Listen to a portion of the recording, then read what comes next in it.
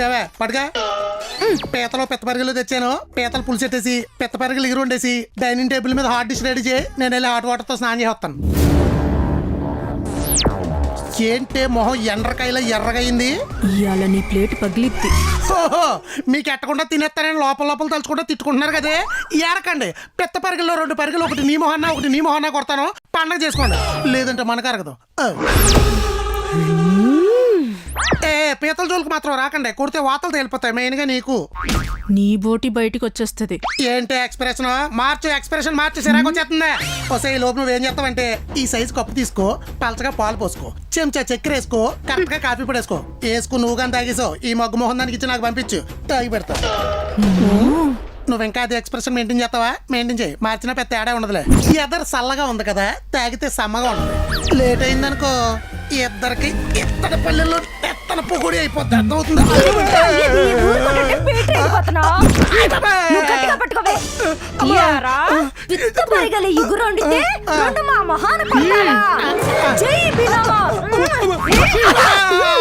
కావాలంటే 3 తీసుకోండి.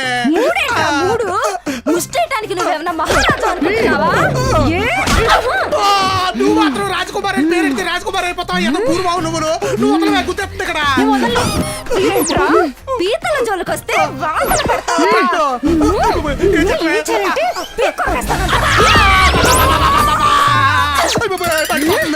కావాలంటే పీతలో పెద్ద మెరగలు నువ్వే తిను. నువ్వు వదలవే, మర్రి చెట్లు పట్టుకుని ఉడు అత్తగట్టిగా పట్టుకున్నా. నువ్వు పెట్టిన ఫుడ్ కదా బావా, ఆ మాత్రం ఉంటది. ఫుడ్ మేము డైలీ ఫుడ్ అని పెడుతుంటే బెడ్ల మీద చెప్పుకొని ఆర్డర్లు వేస్తారా? కోడి కుయ్యంగానే కాఫీ, బ్రష్ చేయంగానే బ్రేక్ఫాస్ట్, వా ఇడ్లీ ఒక్కటి కూడా వదలకుండా తింటావు కదరా. స్నాక్స్, డిన్నర్ మళ్ళీ డిన్నర్ కంప్లీట్ అయ్యేసరికి డైనింగ్ టేబుల్ ఎలా ఉంటుందో తెలుసారా? ఎలా ఉంటుంది? మీరు ఖాళీ చేసిన గిన్నెలతో కాలనీలో వినాయక చవితికి అన్న సంతర్పణ చేయొచ్చు తెలుసా? తెలీదు. ఆ గిన్నెలన్నీ తోమి పడుకునేసరికి మా పరిస్థితి ఎలా ఉంటుందో తెలుసా? అసలు తెలీదు. ఇవేవి తెలియకుండానే ఆర్డర్ల మీద ఆర్డర్లు గట్టిగా పట్టుకొని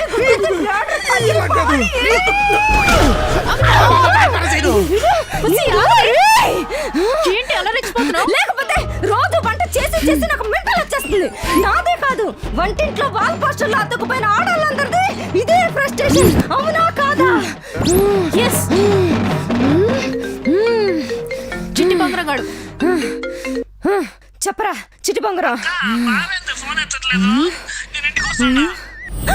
మర్చిపోయా, వైఫ్ క్యారెక్టర్ లో పడి ఇటు సిస్టర్ క్యారెక్టర్ వదిలేసా. వీడి పెళ్లి సెట్ చేయాల్సింది మీ బావే కదే. వాడి పెళ్లి గురించి నువ్వెందుకు షివరింగ్ అవుతున్నావే? వాళ్ళ అమ్మ నాన్నే పట్టించుకోవట్లేదు, వదిలిపడేహే. ఇప్పుడు మనం వదలకూడదే, పట్టుకోవాలి. ఏంటవి? మీ బావ కాళ్ళు. ఇప్పుడు దాకా కుళ్ళబొట్ చేసి కాలు పట్టేసుకుంటా అంటే కటారి కృష్ణ కాంప్రమైజ్ అయిపోతాడు అనుకుంటావా? అవ్వకపోతే మన దగ్గర ఇంకో ఐడియా ఉంది. ఎందుకు చానాలు తర్వాత ఇప్పుడే కౌంటర్ ఇచ్చాను ఫీల్ లో ఉన్నా, పెట్టే కాలు తీసేస్తా అంటావు. ఓసే లో వోల్టేజ్. చెప్పు. చిట్టి బంగారం గడికి చెల్లెళ్ళు ఉన్నారా? లేరు. అక్కలు ఉన్నారా? లేరు. వాడికున్న ఆడపడుచులు ఎవరు? మనమే.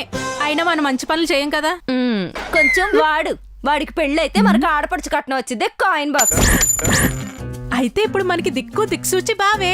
మరి అదే కదా ఇందాక నుంచి చెప్తున్నావు కానీ బావ అడిగిన కాఫీ మాత్రం రెడీ చేయవు. పాపం దెబ్బలు తిని ఎంత దీనంగా ఉండి ఉంటాడు బావా. కట్నం అనగానే క్యారెక్టర్ ఏం చేంజ్ చేసావే? చెయ్యాలి మరి. తొందరగా కాఫీ కలుపు, వెళ్ళి కాలు పట్టేసుకుందాం. ఆడవాళ్ళకి హై బీపీ వస్తే పుట్టింటోళ్ళతో మాట్లాడుకుంటారు, లో బీపీ వస్తే భర్తతో పోట్లాడతారు.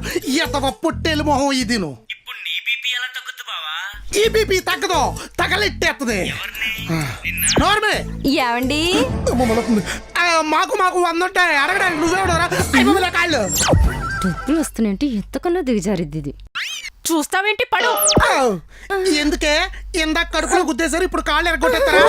మర్యాదగా చెప్తున్నాను, నా మాటిని వెళ్ళిపోండి. లేదంటే 100కి డైల్ చేసి జెడ్ కేటగిరీ సెక్యూరిటీ పిలిపిస్తా, వచ్చి కొల్ల చెప్తారు ఇద్దరిని. నేను అదే చెప్పాను బావా. 100 ఏళ్ళు కాపాడాల్సిన వాడిని కడుపులో గుద్దుతావా, కడుపుకి అన్నం తింటావా, ఆహారం తింటావా అని. ఎందాక చెట్టు కట్టేసినట్టు చేతులు పట్టేసుకుంది నువ్వే కదా. అది అక్క మీద ఎమోషన్, ఇది రియలైజేషన్. ఆపేంక నీ ఓవర్ యాక్షన్. చూస్తావేంటి? ఇవ్వు క్లారిఫికేషన్.